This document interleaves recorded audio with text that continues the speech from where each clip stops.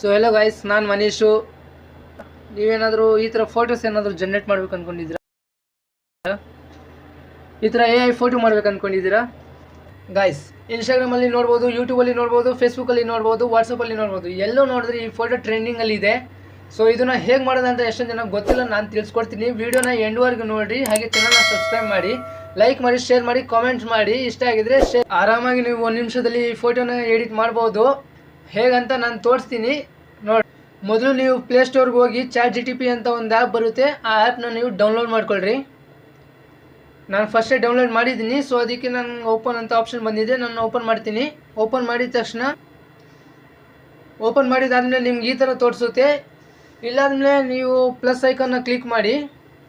Plus icon click ಮಾಡಿದಾದ್ಮೇಲೆ ನಿಮ್ಗೆ ಈ ಥರ ಆಪ್ಷನ್ಸ್ ಬರುತ್ತೆ. ನೀವು ಅಲ್ಲಿ ಗ್ಯಾಲರಿ ಅಂತ ಸೆಲೆಕ್ಟ್ ಮಾಡಿ.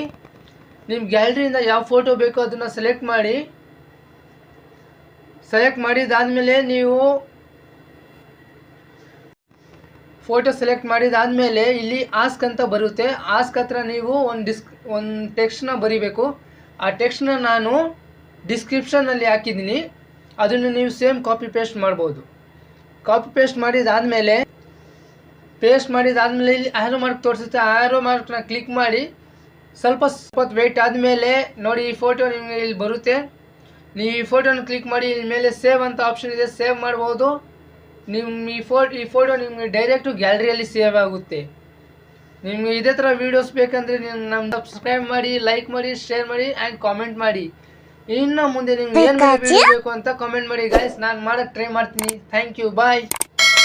ಆ ಟೆಕ್ಸ್ಟು ಪ್ರಾಂಪ್ಟ್ನ ನಾನು ಡಿಸ್ಕ್ರಿಪ್ಷನಲ್ಲಿ ಹಾಕಿದ್ದೀನಿ, ಚೆಕ್ ಮಾಡಿ. ಆ್ಯಂಡ್